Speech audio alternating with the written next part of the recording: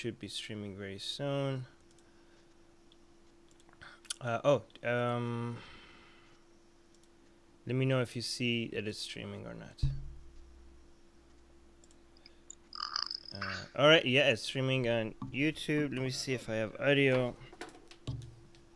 It should be streaming on Facebook soon as well. Yep, streaming on Facebook. YouTube. Let me see if I have audio. Let me just go here. Yeah, I think we're streaming. If anybody shows up in the live chat, please let us know. Can you say something, Obaid? Hey everyone, how's it going? Thanks a lot for having me on, Armin. Yeah, I think we're streaming. All right. If anybody shows up in the live chat, please let us know. There's a little bit of delay, so I'm good. Hey everyone, how's it going? Yeah, it's unfortunately from my end. Yep. Internet sucks up here. No worries. All right, cool. So yeah, we're live. Hi, how are you? Good, and yourself? Good, good. So do you want to tell us about yourself? Internet sucks. Oh, by the way, can you... No worries. All right. Oh, I have to mute this. Sorry. Go ahead. Okay, sorry. I was hearing double because I was the YouTube. Okay, go on. No, introduce yourself. My name's Obaid Omer. I am an ex-Muslim living in Canada. I've been living here pretty much my whole life. Right now, I'm in northern Canada. I run a little podcast with a couple other people called Heretics Corner. I try to, off and on, I advocate for secularism and free speech and kind of yell about religion, but yeah, that's about it. Oh, by the way, the live chat. Hi, people. Hi, Robert. Hi, Jan. Hi, somebody is something live.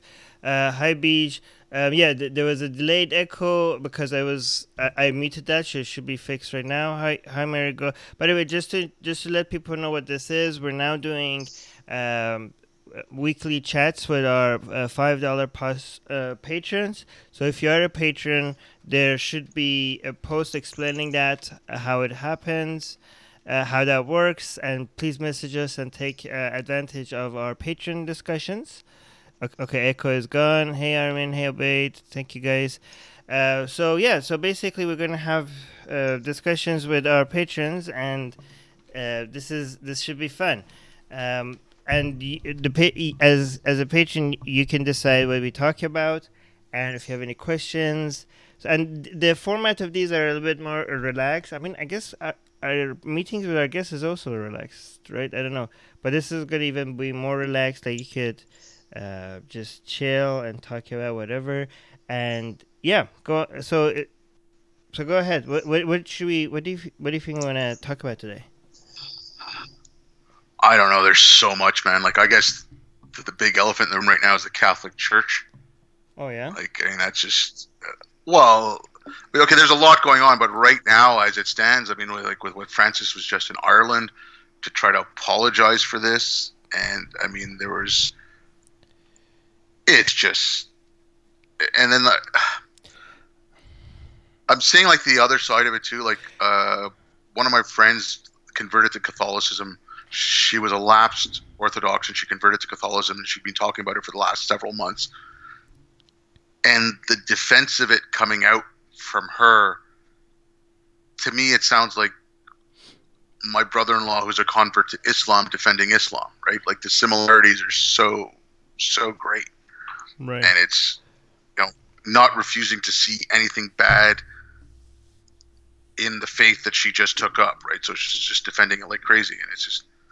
Right. I mean, if you are a Catholic, or if you donate to the Catholic Church, if you go to church, you have to be told that you are supporting an organization that now its main function is to provide an environment for people to be able to abuse children and to get away with it. That's basically the whole God and Jesus thing is just it's just a secondary thing. Its main function is an organization where you have the whole pedophile ring thing that the white ring people are worried about, and they have this conspiracy theories. This is the real version of what they are worried, what they think this is actually that. The Catholic Church is exactly that, and we all know about it. They keep on trying to point to something that like there is no evidence for, but this is the one that is right in our face and we can see it. Nobody is doing shit about.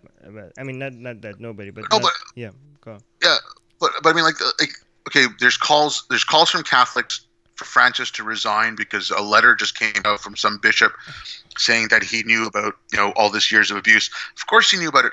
Okay, in 2001, when Ratzinger was the head, he was the prefect of the congregation of the Doctrine of the Faith, right? So that was what used to be the Inquisition, and they're the highest authority to set down laws for the church, I believe.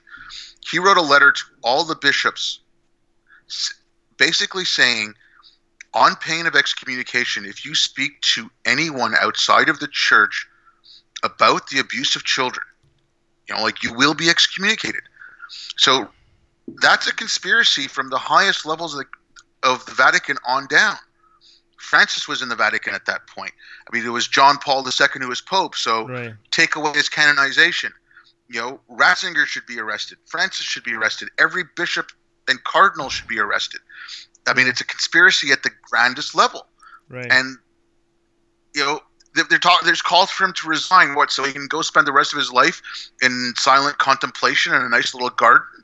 Like, give me a fucking break. They were moving priests around from parish to parish to rape kids.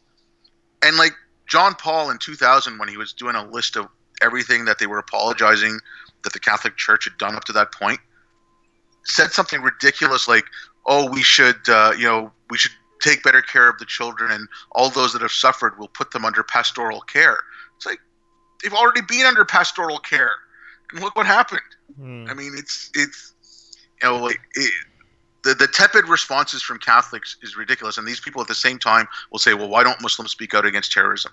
And it's a lot, and I don't want to accuse us of whataboutery, because I would like more Muslims to speak out about it, but the same people who've been saying that about Islam are now being so tepid about their own faith. It's not whataboutery if you're excusing the other. If you're not excusing the other one, if you're being consistent, like you're not. Whataboutery is when you're saying, let's pay attention to the other one instead of this one.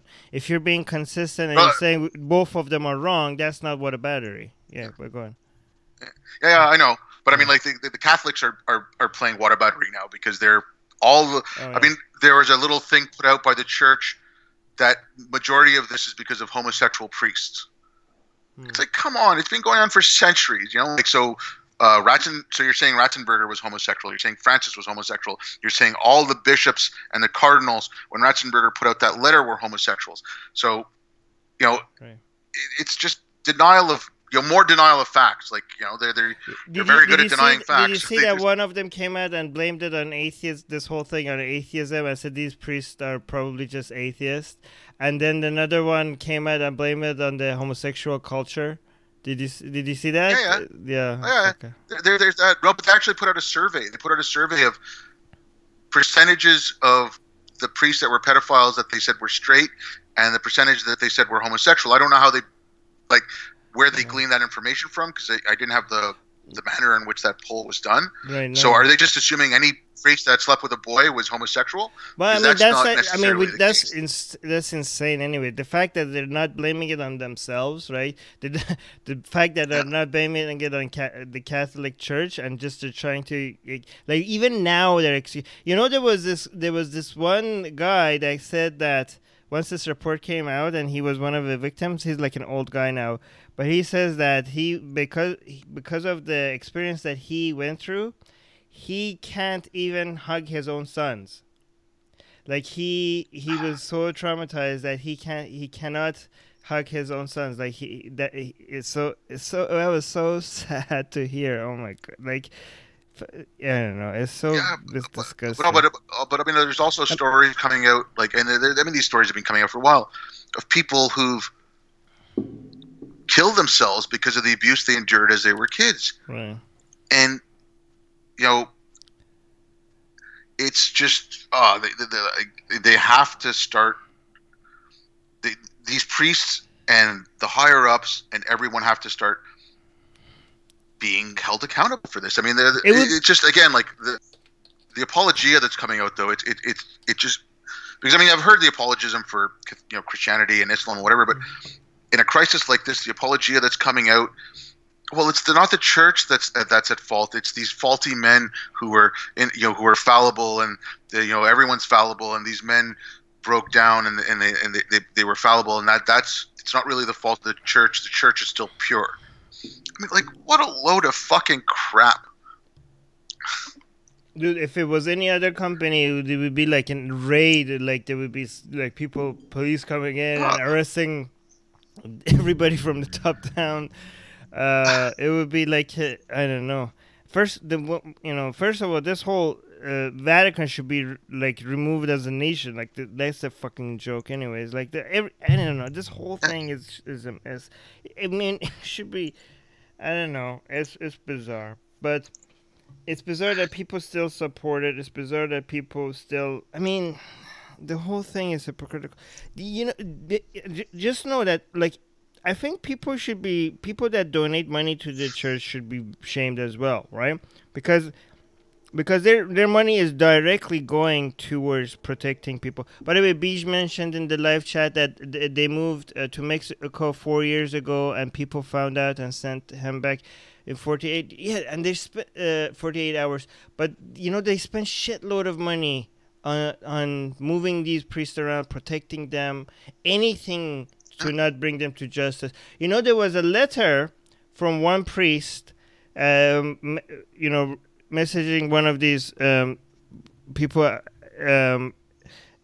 involved in these rapes, was saying, "I'm so sorry. I know that you are going through such a hard time. We are here for you." And the letter was not directed to the victim, but to the priest, that did molestation. What the fuck is wrong with you? Like, well, one of the ones to. Right.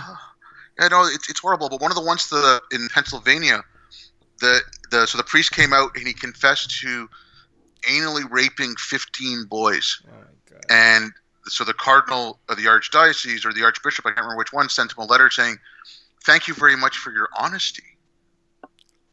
And it was just like, and your forthrightness or something like that. It was, come on, right? Okay, there's this, but then there's what, there'd been stuff about Mother Teresa for a while, but also that just recently came out, like, her charities selling girls into prostitution. Right.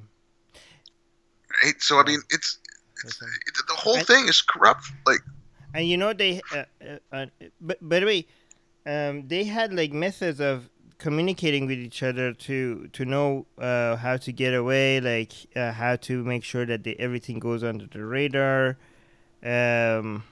But by the way, some people point out that this this is all bad and stuff, but this has nothing to do with Christianity. There's nothing in Christianity that teaches you that you can have sex with children or molest them. The thing is that this has absolutely everything to do with Christianity, because you have to understand, how we are all shocked about how easy these people talk about these things, as if it's not a big deal. Like, thank you for your honesty, or like, oh, you're going through hard times. Like, they talk about these, crimes, and then the other priests hear it and they treat it as if it's nothing, right? It's not. In Christianity there is nothing about molesting children. But in Christianity, sin is not a really, like, the concept of sin is something that if you're a Christian, you just get away with, We're all just sinful. You have absolution. You have absolution. You can get yourself forgiven for your sins. See, this is actually this but, is... okay. But I want to disagree for 1 second. Okay. I just, sorry, I'm going to interrupt it. Christianity does promote pedophilia, and it's a really long, weird way of looking at it. But pedophilia. Mary Let's say child molestation, not pedophilia, because child molestation. Fine, child molestation. Yeah. But fine. Mary was a young girl. Mary was a virgin. God impregnated her. God is eternal. God impregnated a young girl. I'm sorry, Christianity is based on impregnating little children. I mean, whatever. I know it's a stretch, but you can look at it from that point too. Right. But the main point is that, I mean, anything you do, You just be like, "Oh Jesus, forgive. I'm sorry," and you're fine. Like, "Oh, I came back to Jesus." Like you steal like a car toy. You lie to your wife. That's the same as raping children, murdering people. They're all just sins. They're all just for them it's like we're all just sinners. It's all they're the same level, right? Yeah, Like they don't. The yeah. mentality that we have is like, yeah, lying to your wife is not the same as like mass murdering 1,000 people.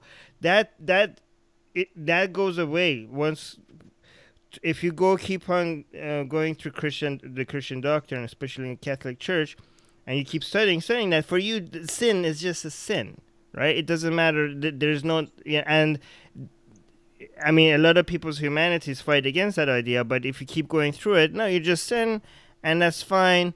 Jesus will accept you, and you're forgiven.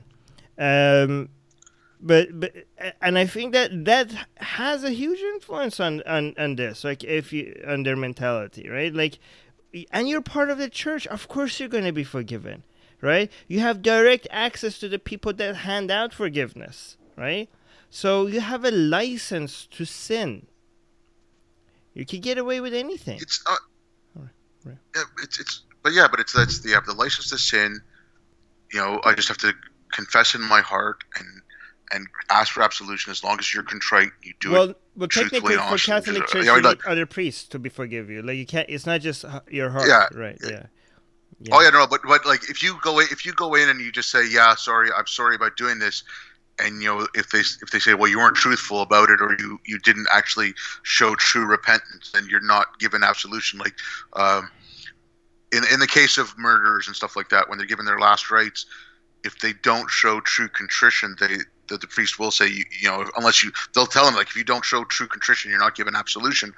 So I mean, there is that little thing, but I mean, yeah, it's all garbage. Like they're going to get away with it. They know they're going to get away with it, Right. But but all this is secondary. Like, why don't you look at some of the roots of these issues? You're enforcing celibacy on these people. They go into the seminary when they're young, and they were probably abused themselves, and then they'll go on to do it because they don't know anything else, and it's depending on how young they were, it's like they don't know how to interact with the opposite sex. It's like they've been denied that, right? They can only look at it in one way. It's interesting that they break all sense of this stuff that we find immoral and unethical. They don't have a problem doing that, but the stuff that will threaten their position within the church hierarchy, they don't break those rules, right? Because because there's those they want to have their position. So if they are supposed to not like be celibate, they don't break that rule and go secretly have a normal relationship with a member of their own sex or opposite sex. Like they don't no, they do it in the weirdest most unethical way possible, because if you do the normal way, you could actually there might actually be consequences for you in as fucking I don't know. But I mean, like, for example, like imagine if a priest, if a priest goes really hard on the church and really starts speaking out, right? Then the church is actually going to take actions against these priests. Like they're going to come down on you, like they're going to but they won't do that for the stuff that we normal people, well, not normal is not a good thing. We sane people find unethical or immoral. But go on, sorry. No, but like there was also recently I think they called it the Nun Me Too or the Vatican Me Too. Like all these nuns coming out about the abuse and rape that they faced at the hands of priests. And I mean, there were rumors for years about hidden abortions that the Catholic Church had given to nuns because they got impregnated. Right. So I mean, this was happening as well. So it's not like the children. Obviously, it's far more disgusting and far more horrific.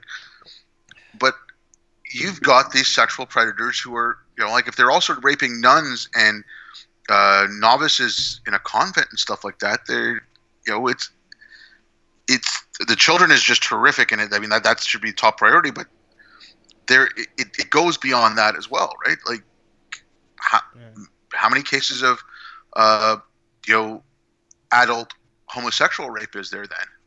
Right. If there's also rape of nuns, like, I mean, of adult nuns. I mean, this is not just a few rogue priests, you know, raping kids. This is an institutional thing.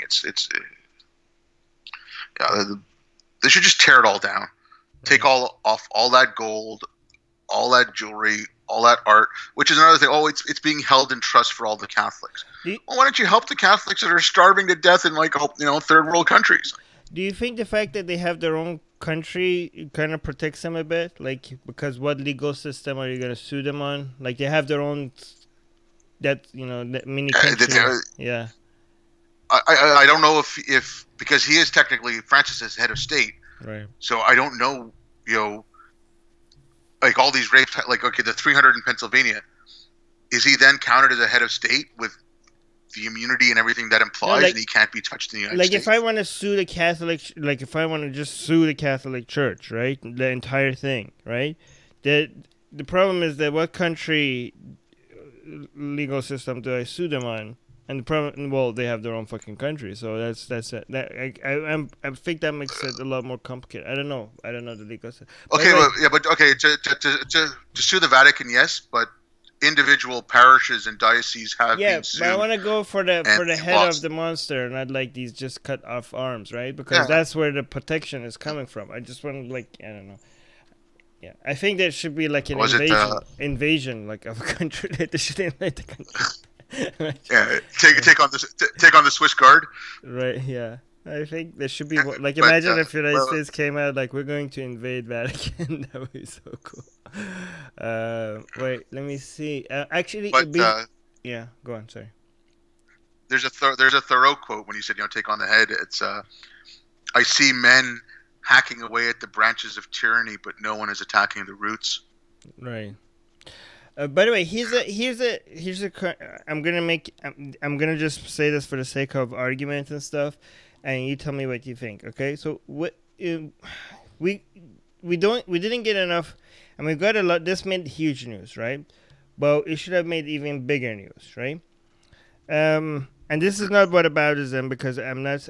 I want to say, like, okay, people should pay attention to this, and they should pay even more attention to this, right? But do you think people do pay attention more when children are being molested than when they are being killed? Because there are way more kids that are than the number. Like, these are horrific and the numbers are extreme, but there's way more number of kids that are actually being killed, for example, in Yemen, right? But with support and funding from the United States and directly done by Saudi Arabia. And do you think emotionally people have a more disgusting, oh, this is horrific reaction, which as they should, but they don't have the same reaction when they are actually killing children? Okay, the killing of children, like in Yemen and any other war zone, okay, like what happened in Iraq and Syria and all that, like Afghanistan, all that, it's horrific. But the problem is, the numbers are larger. I'm not discounting the large number of children that were raped and molested by the, you know, Catholic Church, but you don't also hear the stories of the victims. From this side, you can hear the stories of the victims, and it makes more personal. Oh, you can, though. I've seen countless of videos. No. You see tons of. No, I'm talking about the stories of the video, stories of the victims from the victims themselves. Right. Victims of you know, these children that have been killed. You can't hear their stories. Here, you can actually hear the personal stories of the abuse that they suffered, and it gives it a lot more personal touch. Right, but I mean, if you see, by the way, blistered vision is saying that death is not torture, molestation is. Actually, most of the kids that are being killed in Yemen most of them are being killed by starvation because they're bombing the ports where the foods and stuff and the medicine comes in. So a lot of them are dying extremely slowly. Um, Robert is saying they're not first world children in America. Yeah, I think that's the reason. Beach is saying that might have to do with governments are doing it, not so-called man of God. Actually, no, it is man of God if you think it's Saudi Arabia doing it. So, but you're saying the personal stories. I mean, the thing is that I don't think that's that either because with these children, we don't have the videos of them being tortured or molested, right? With the children in Yemen, I can show you videos of them suffering and dying. So it should make it more personal. I think Robert has it right. I think it has more to do with the fact that they are first world children in America, and those other ones are not. Again, this is not what abouters them. I'm not saying there should be less reaction to the children being molested in America. In fact, there should be even more reaction than what we're getting right now, right? Not, what we're getting right now is not a fraction of what the reaction we should give. We should have like the police and the army raiding every fucking church and arresting all these priests, not just the one that molested the children, but also the one that provided cover. But at the same time, there should. Why are we also not reacting even a fraction, a tiny amount to the children that are being tortured and killed in a much larger scale in these other countries? Go on. Yeah, but I mean, also, okay, yes, first world children, because I mean, it's been known about the Catholic Church, and especially since Bernard Law in Boston in whatever 2002 when that story broke. Like, so, that was like 100 kids at that point in all of Boston. And so this has been known for a long time, but but these priests are also, a lot of the priests from the States were sent to South America so they could go rape third world children, right? And not much stink was raised about that. This is happening in Africa. Like I said, look what Mother Teresa's charities have done in India to the kids there. So that's all kept quiet. It's only that it comes out in American papers about the thing in Pennsylvania, right? So I'm sure there's local papers in Yemen, well, maybe not in Yemen because it's being bombed to shit, but in countries around there that might be opposing Saudi who are doing it for their own gain. In Egypt, for example, they talked about Spain's Catalonia, stuff more than they were talking about Yemen. Right, like even like fellow Muslims and fellow Arabs are not talking about Yemen as much as they're talking about news in Western countries. But like Egypt, I think because they're friendly with Saudi, they wouldn't want to put a negative light on what Saudi is. They should stand with, if they talk about the Ummah and Muslim Brotherhood, blah blah blah blah. But then they can say we are standing with true Muslims because the Yemenis, they're getting help from Shias or whatever, right? They can use some sort of stupid mental gymnastics. But it's, so, and again, if the countries that are friendly with Saudi in the Middle East who aren't reporting this, maybe smaller countries are reporting it. They're not only not reporting it, they're helping it. They're selling the weapons for them to do so. The Saudi planes that bombs Yemen, they come back to the sea, and there are U.S. planes fueling them, and then they're going back and bombing Yemenis, right? And by the way, go on, sorry. No, I mean Canada, United States is number one. Canada is number two to arms sales to the Middle East now. Right. So I mean, like there's blood on everyone's hands here. Right. It's just so. I just wish there was a bigger reaction. Doorknob Head is saying definition of whataboutism is a variant of the TOQ or like two wrong doesn't make a right logical fallacy that attempts to discredit an opponent's position by charging them with hypocrisy without directly refuting or disproving their argument. That is true, and this is why what I'm doing is not whataboutism, because I'm not saying that I'm obviously not saying that I hope people notice that this is not whataboutism, right? Because I'm not saying this should be. People shouldn't be. I'm not discrediting people that are saying that the child molestation of these children is wrong. Not only that, I'm not saying that. I'm saying the reaction should be even way stronger. I hope people are not thinking that I'm doing whataboutism here, right? I'm just thinking here. If you say X is really bad and X should be stopped, and Y is worse and Y should also be stopped, that statement is definitely not an excuse for X. You're saying both of them should be stopped. That's not whataboutism, right? Like, do you think I'm committing whataboutery? Yeah.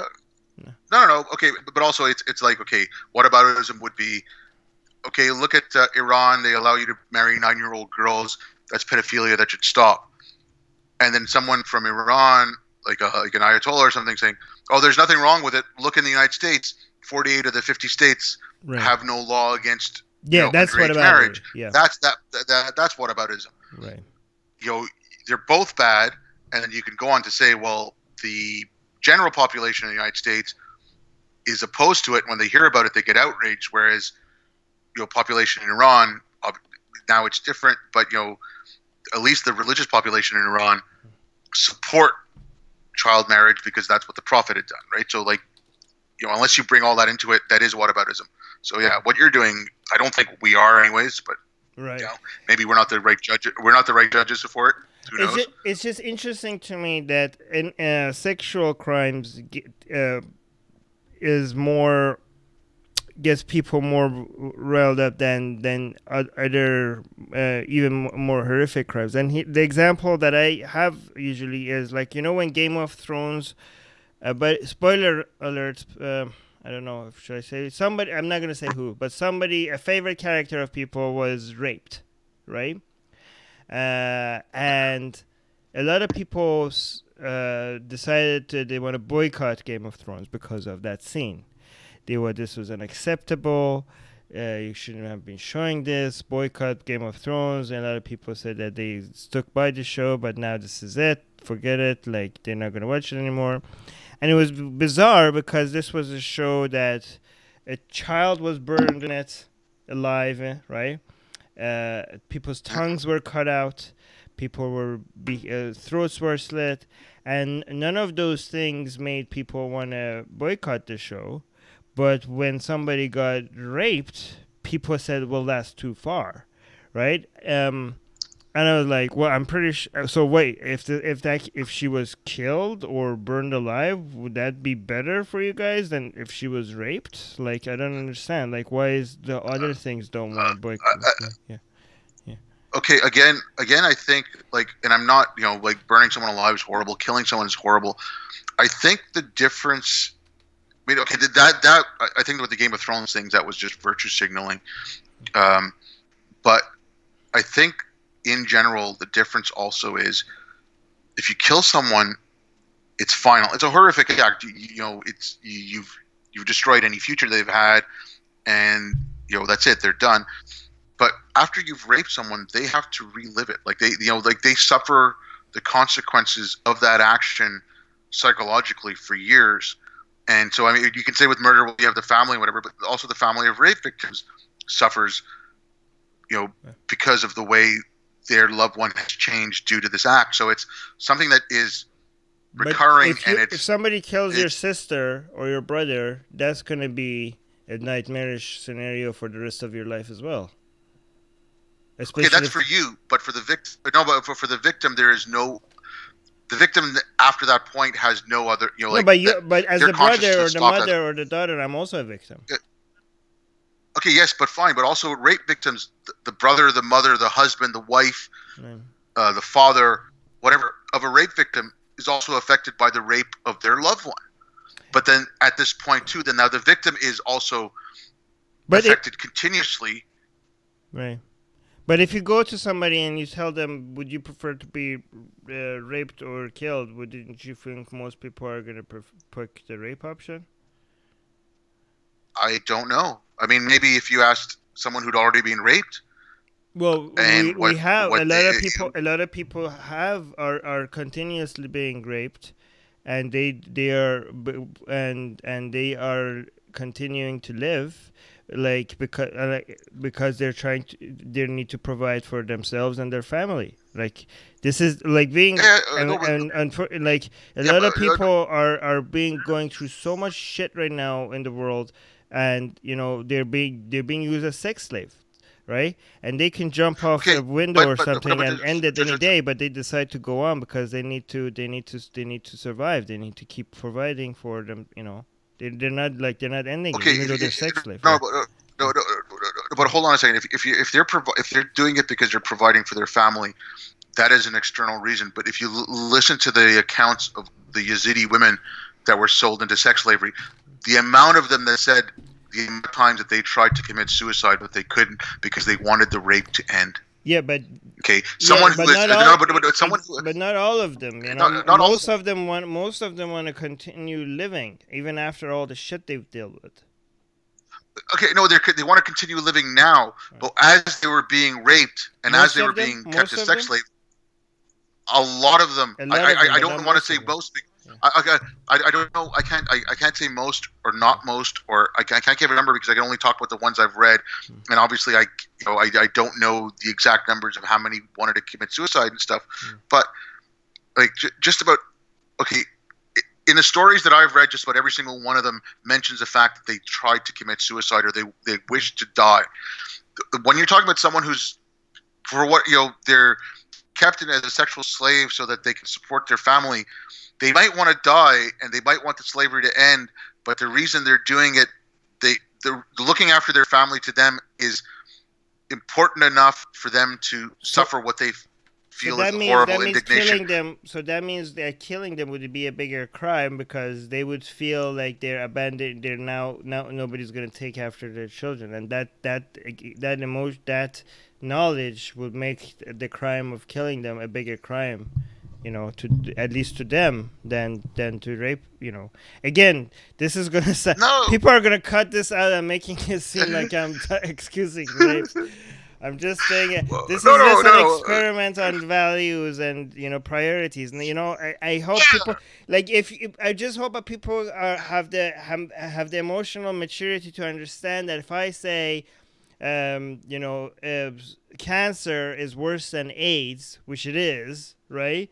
That doesn't mean I'm a pro-AIDS person, okay? I'm not saying AIDS is great, AIDS is wonderful, right? Just because this is pretty straightforward. I mean, I don't know, people get emotional about these things, but you can make very simple statements that obviously is not an endorsement of something obvious, but people are like, no, you're dismissing the horrificness of B just because you said A is worse than B. But go on, sorry.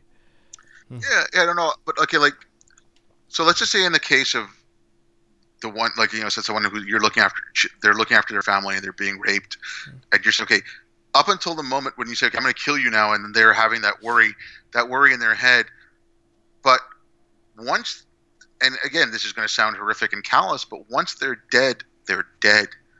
They will no longer have that conscious suffering of my family's going to have to. Whereas if they get out of that situation, they will relive those rapes for years. And that is a suffering caused to the victim of a rape that is not caused to the victim. Obviously, it's not caused to the victim of a murder. But you're not adding something to your calculation. So if you want to do a utilitarian calculation of pain and pleasure, yes, somebody that is dead is not going to feel pain anymore, but they're not going to feel pleasure and joy anymore either, right? So if you want to do a calculation, you have to be like, okay, yeah, there's no more pain, but you also have to the lack of joy, the lack of experience of pleasure, that potential pleasure in the future, that's also should be calculated in your equation. You know what I mean? So foregone opportunity to experience life, foregone opportunity to have a meaningful, pleasurable life. That's all gone, right? Yeah, but so is the possibility of having a miserable, horrible life. Yeah, but I'm just saying it's not just that. No, but you can't. That is not something you can calculate. That you cannot take that into a utilitarian calculus because you don't. That's a potentiality. That person also had the potential of being hit by a bus the next day and spending the rest of their life in excruciating agony as a paraplegic who can never move and wishing for death. You can't take that. That's the potential to have that as well. Where someone who's alive after a rape, they could potentially not be able to have a working relationship with another human being for the rest of their lives. They could potentially not trust anyone for the rest of their lives. That, I mean, those are significant. I'm not saying that, I'm not dismissing the stuff that you're saying, but I'm just saying death is not, when it comes to death, it's not just the end of suffering, it's also the end of joy, right? I'm just saying, that has to be taken into account. Oh yeah, no, but a death is an end of everything. Yeah, including joy. The fact. No, but it's also at that point you have no awareness that you are going to miss out on joy or happiness. But now we have a world. It's a where but here's the thing: if we want to create a world where we maximize, let's in physics, when you try to calculate something, you try to come up with a hypothetical situation where there's less elements. For example, no friction, nothing. So let's look at to make my point. Let's look at the person that is experiencing mostly joy in their life, right? If I go behind their back and just shoot them right in the head and they die without feeling any pain from my gunshot, did I commit harm? Let's say this person had nobody that even knew him, right? Like no loved ones, nobody's gonna suffer from the fact that this person is gone because nobody even was aware of this person's existence. He was just like in his basement playing, making money online and playing video games and going out with his dog. Actually, no, his dog is going to be upset now. So he didn't have a dog, but nobody is going to suffer from his death. And he didn't see me coming. And I killed him in a way that he experienced no pain. Did I cause harm? And I would say yes, because I reduced amount of in our world, in our net pleasure pain experience in our world.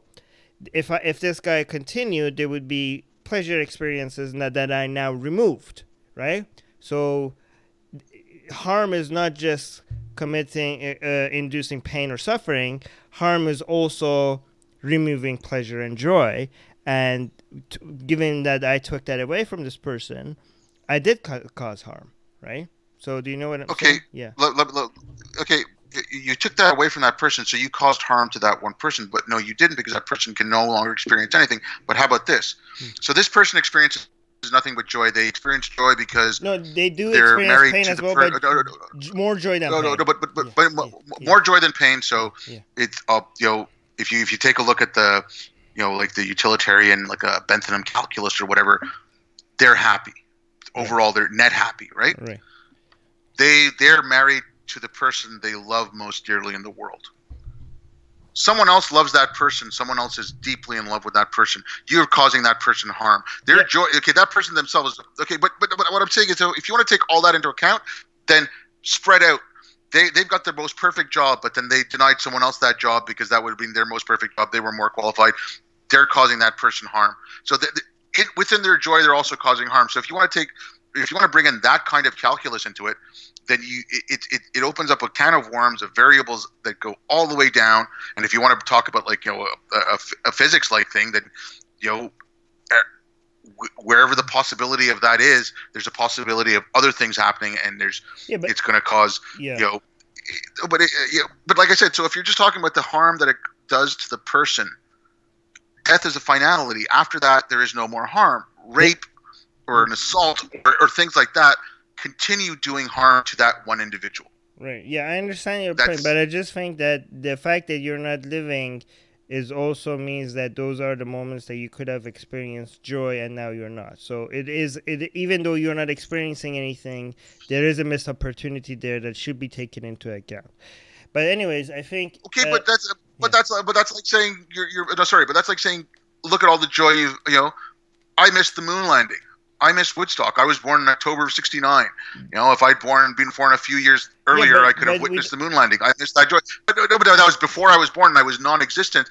After death, you are non-existent as well. It's the equal state of being before you were born or after you die. You are in an exactly equal state. It was a potentiality of you that, and if you had been born a few years earlier, you could have.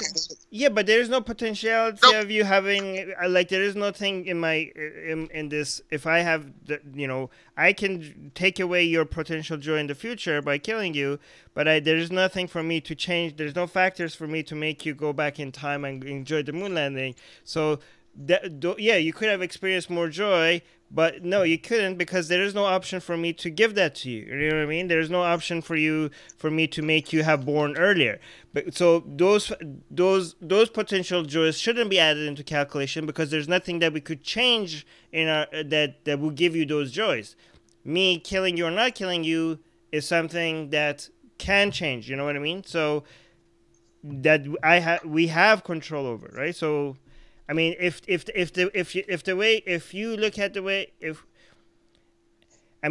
what you're saying is the way we want to look at the world, then there's no harm in a black hole swallowing all of Earth. Like there's nothing missing because we will all of us would just be just completely gone, and we wouldn't even notice it after we're dead. We're not going to experience the fact that we're not there anymore. But we could have experienced joy. That's a missed opportunity that should be taken into calculation. But anyways, I think we're going for long. But yeah. So. But just one thing. The black hole. The last thought is the black hole thing. If you read what Neil deGrasse Tyson wrote about, like in his book, like Death by Black Hole, and he describes how you would die in a black hole, you would be stretched for eternity, and you would feel, and you'd be stretched for eternity and instantaneously ripped apart, and you would feel that pain for eternity. So no, dying by black hole would not be. Okay, falling into the sun, okay. I think for that to happen, you have to be instantaneously in the middle of the black hole. I don't think if you get close to the black hole, I think you're gonna get destroyed and explosions. You're gonna die before you get to that stretch situation. Anyways, but he was talking about once you go inside. Yeah, it was a long. I think once you get close to it, the whole planet is gonna become. There's gonna be so much mist that you're gonna die before getting stretched like that. But that's weird. I didn't know that. That's interesting. But yeah, this was fun. We should do this again sometime. Yeah. Oh, for sure. Anytime, and thanks a lot. But the live chat people are saying we should look into having David Benatar on. Let's look into that, but based on the conversation that we had. Thank you, guys. Thank you. By the way, hi, Shane. You guys, your comments were actually helpful in directing this conversation, so thank you for that, and thank you, Obaid. This is fun. Always fun to talk to you, and also tell us about your YouTube channel. I'm doing a small podcast with a couple other people from Australia. It's called Heretics Corner, and it's basically we're trying to talk with apostates from different faiths and look at the issues they deal with and look at the similarities of those issues. So how you could have like shunning by the family across different faiths and things like that. Right, and I put a link in the description, link to your YouTube channel in the description of the video. I almost said I'll put a link in the description. No, wait, what? No, never mind. Sorry, it's early. I just woke up. Sorry. Okay, good. I'm still gonna stop talking. Is Heretics Corner on iTunes? Is it on iTunes? YouTube. No, it's only on YouTube. You should put it on. If you want me to, you go download the video. Convert it to extract the audio and upload it on Libsyn for it to go to iTunes, Stitcher, everywhere else. If you want me to show you how to do that, but a lot of people listen to these things instead of watching them. It's really good. You could do it while you're driving or doing the dishes or working out. Well, I mean, we're still pretty new and we're working out things like that. We put out less than 10 episodes, so we're still trying to work out the kinks. We're all new at this, so but yeah, no, thank you. I'll send you a message and try to pick your brain. Yeah. All right. Cool. Anytime. Love talking to you. All right. Thanks a lot. Bye. All right.